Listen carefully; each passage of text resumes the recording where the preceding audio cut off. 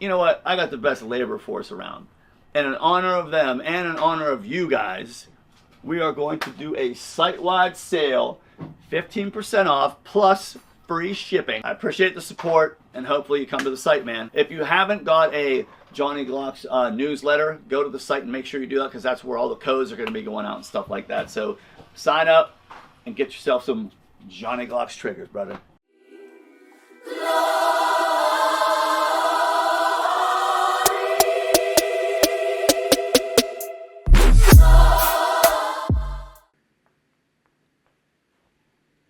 Alright, so I think the first thing I would like to go over is the visit with Adam P. Okay. Who is Adam Petrulis? So when I first started Johnny Glock, like in the podcast, and you know, if you guys haven't seen that, there's a Shark Coast podcast that will link somewhere that basically talks about the beginnings of Johnny Glock, and you've seen some of that on the YouTube channel as well. When I first started, I had territory. I was going from gun shop to gun shop to gun shop. Now, I especially liked ranges because in the ranges I could say, hey, look, put these triggers into your range guns. And then that way, if someone's on the fence about shooting a Johnny Glock trigger, to say, here, take this range gun into the, you know, and I knew it was, as soon as they shot it, it was a sale. So I was focusing on ranges, and there was a range called Fowler's Range down in Fort Myers. And I showed up down there one day, peddling my goods, you know, and I'm pretty sure Adam originally got my trigger there and then contacted me. And then, so that's how we became, because he's been an amazing shooter.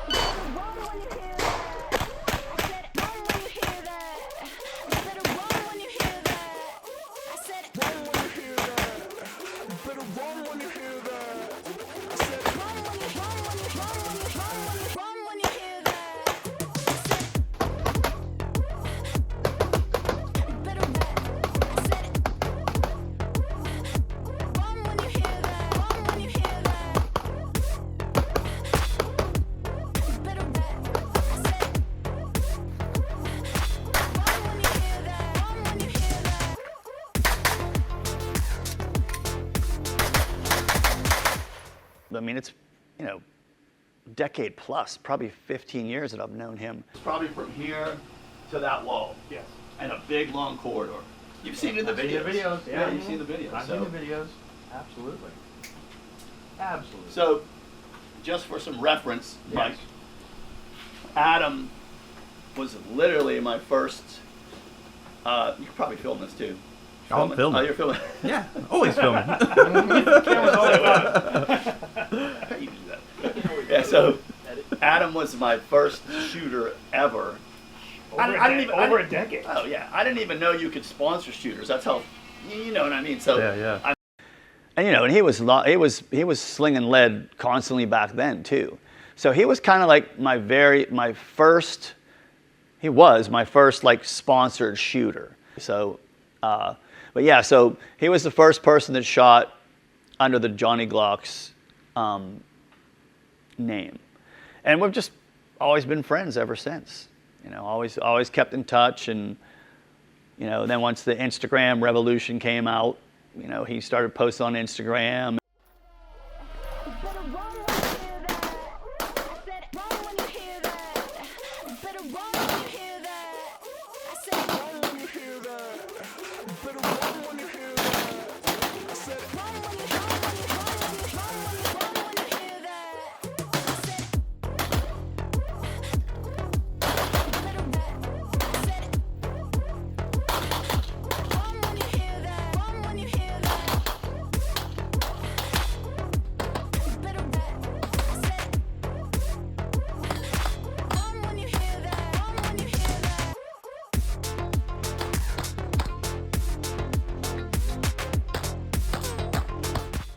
Instagram, and you know, whenever he would need things tuned up, he'd just show up at the shop, or you know, because he's got a kid and a life too. it's funny, like those of us that have lives, we're like barely able to get together. You know what I mean? So when we do, we're like, you know what I mean? It's like almost like a reunion. So, but yeah, he's literally the first shooter I've ever had, and we have pictures. I have to find. Maybe we could do a still of one of the pictures. It might even be on Instagram, but it was like just a phone picture of me and him at Fowler's on one of those days that I would do the same thing with Shark Coast. It would be like Johnny Glock Day, and it would just be me with a table. And you would bring your gun in, I'd take your gun apart, I would hot rod your parts and put them back in your gun, and you'd be like, you know, like, yeah, great.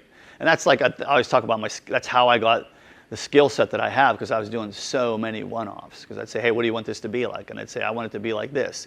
And then I would have a grinding wheel, and I'd grind, you know, I would just do all those little tricks and trade that I know how to do, and I'd hand it back to them, and they'd be like, well, that's perfect. And the other part of that was, you couldn't screw up. You understand what I'm saying? Because I didn't have extra parts. Yeah. I mean, I had some, but at that point in time, you know, those had to be sold because things were tight. So, you know, I had to that taught me the whole less is more sort of thing, like for real, because I had to shave off just a little bit at a time to get that trigger to respond exactly how I wanted it to. But yeah, I used to do it like that. Remember when, what's his name, when Sharko said it was one of your one-offs from one of those Johnny Glock days. So I would do those, and then I would go to gun shows and do the same thing. And that's why I always keep that rolling cart, because that, yeah, but that was, Came in just a little cart with all your stuff and yeah, set up. that cart right there. Yeah. I always kept that cart because it's just that reminder, like, you know, and it's, That's where you started from. Now you have Yeah. all this. Yes. 2017, the Gen 5s came out. 2018. Yes. Same trigger you put in here. It's probably got 20,000, 25,000 rounds on it. right?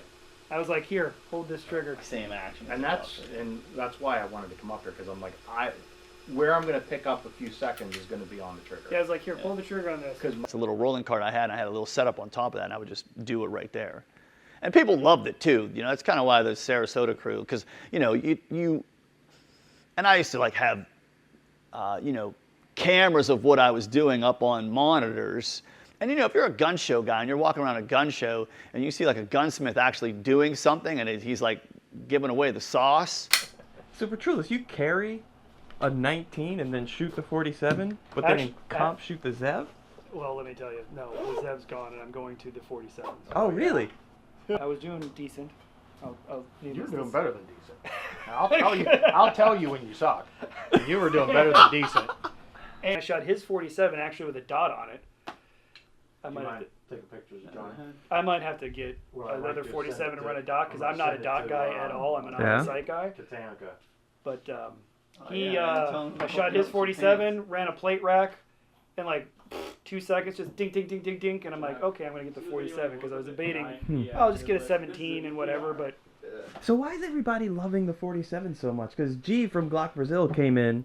He's a 47 guy here's now what too. I think, and I mean, this is just me. So this is just obviously me, and probably doesn't make much sense. But what I noticed shooting his, and why I don't ever shoot 34s, at least for me, the 34 feels like it dips down. Yeah, it After dives. like I shoot it, it dips down. Like I shoot the 34 accurate if I'm shooting slow fire, but if I'm shooting it fast, that second shot always seems to dip down. Well, I noticed when I shot Jim's 47, I don't know if it's because there's not as much guide rod, and obviously because of 17, obviously the frame would go to the end. I don't know if there's just a little less mass, that it felt like this gun returned back to zero, as you know, if you'd like to say, turn back to zero quicker than a 17 than when I shot his gun. So how about you? Some of the history. Oh, he's good at believe it. History. I had been a law enforcement officer for 18 years, and this was outside. This was in Western Pennsylvania, outside the city of Pittsburgh. I spent most of my What? time. Yeah. What part? Western Pennsylvania did I live in? Yeah. I lived in Westmoreland County. Okay, I'm from Elizabeth, which is. You are not. Yeah, I'm from Elizabeth, and my family's a lot of family from Uniontown, and I my live in dad Rock lives Street. now. My dad now lives in Smithton, PA. Yeah, so. Guess where I started? Where? West Newton Borough. No. I was no. a cop first in West Newton Borough. West Newton Borough. This is literally in my backyard. Oh my God. So anyway, yes. So I was a police officer, started in 1993 outside the city of Pittsburgh in a bunch of little departments. I got full time, worked in Washington County for most of my career. Narcotics officer as well. Did some details with that. retired, went to another department just because I wanted to try something new. Started there part-time, and 3 weeks later, I was shot 5 times at a home invasion, which kind of gave me the full wheelchair and everything. And from there is kind of how my shooting story went. I've always shot. I've always had a handgun or a rifle in my hand since I was 8 years old. And once you get into law enforcement, I continued to shoot because you want to be proficient with what you carry, or at least I did. So I would venture more into some of the shooting like IPSC or USPSA because they would allow law enforcement to come and shoot our duty rig so that I was proficient with it. And I did that, Just close all and together. then I really got into more of the competition shooting once I was injured and came back to the ability to shoot. That's a little I started bit putting my longer. name out there. I said I Best as wanted I to, can push it. try and shoot in all these trigger. sports. I wanted to do IDPA. I wanted to do USPSA, and I kept asking anybody that I knew that had any relation to Glock, what did you do? Did you work for him? Did you do this? Did you do that? And I came to find out a friend of mine had an acquaintance called, her name was Michelle Viscusi. And I talked to her briefly. Here, her father was also a police officer in Forest Hills in the area around there. So she told me, hey, it's got to get noticed. So, okay. So I started throwing my name out there, doing all this stuff around Pittsburgh. And next thing you know, I was contacted by Glock. And they said, are you interested in becoming a brand ambassador? And I was adamant that absolutely the brand ambassador. I carried your firearm since almost as soon as I could in law enforcement. I was forced to carry certain firearms, and then once I was given the choice, this was the choice. And Reset's a little longer than I'd like it, but that's yeah. But like we always talk about, like the Glock is the Glock for a reason. There's not a Glock will not go anywhere because it's the only gun they can pull right out of the box. You know it's gonna go bang every single time, and that ain't going anywhere. So that's the key to the competition guns. Like get them fast enough that they retain that reliability without sacrificing any other attribute. You know. Well, I know I have to glean a bunch of information from people first. Like, what is the trigger that you're used to? You know, because I remember when I switched Adam out of because he was very very stout.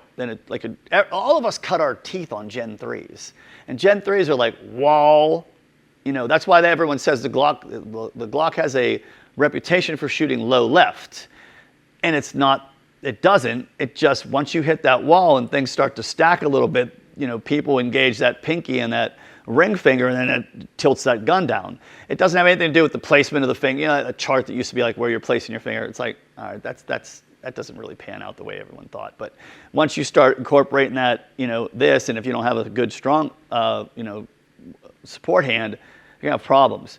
So since we were all used to that very two-stagey, that's, you know, when I would build systems for him, I would make it as light as a two-stage as possible. That's what the Evolution X Combat is. That's why everyone's like, when are you going to come out with another trigger? I'm like, why? This is perfection. You know, I mean, it's there, and it's there every time. I'm not messing with it. You know. So the one time I said, hey, let me just try. He was like, what are your? It's so funny. I'm a competitor. What are your competition triggers like? And I said, here, let me work you one up. And I did, and he was like, Drew, and he was like, yeah, this is what I want. I want this because it kind of felt like the 4311, no wall, just like pure snap, you know. So he didn't have that, you know, anything to interrupt his sights like he was used to prep bang. This was just like bang. That trigger is, it rolls through, no wall because you just come up, boom. It still feels just as good as the day I handed it to you, even better. Yeah, it's better. Yeah, like 20,000 rounds later. All right. You know, and so that's how, you know, I've talked to a bunch of competitors, and I said, all right, explain to me the process of from draw to break. You know, when they would give me that information about, you know, as they come up and they're creating their grip, they're marrying their hands, and it's because they're shooting a competition, and we've always talked about that. The difference in between competition and combat, the main thing is you are always going to break that trigger in a competition gun. Always. There's not going to be a single time that you're not going to break the trigger. So there's a lot of things that are different as opposed to, and that's why sometimes it's scary when competition guys will say, hey, no, I got really great trigger control. You know, like I want a competition trigger for my carry gun. Because I'm like, you know what, if every time you're drawing that gun and purchasing that shoe, like right here as you're bang, you know, that's what you're going to do, especially when your life's on the line. You know? So basically, I gave him that. I, you know, suited him up with one of those. He's like, holy crap. Why didn't you tell me you were doing this, you know, before? I said, well, you know, I was trying to match your style, your what you're used to. That's why I said, that's why I did that, because it was what you're used to. You know, but once you got that competition trigger, it's like, yeah, no, I'm all in. I'm all in. This is awesome.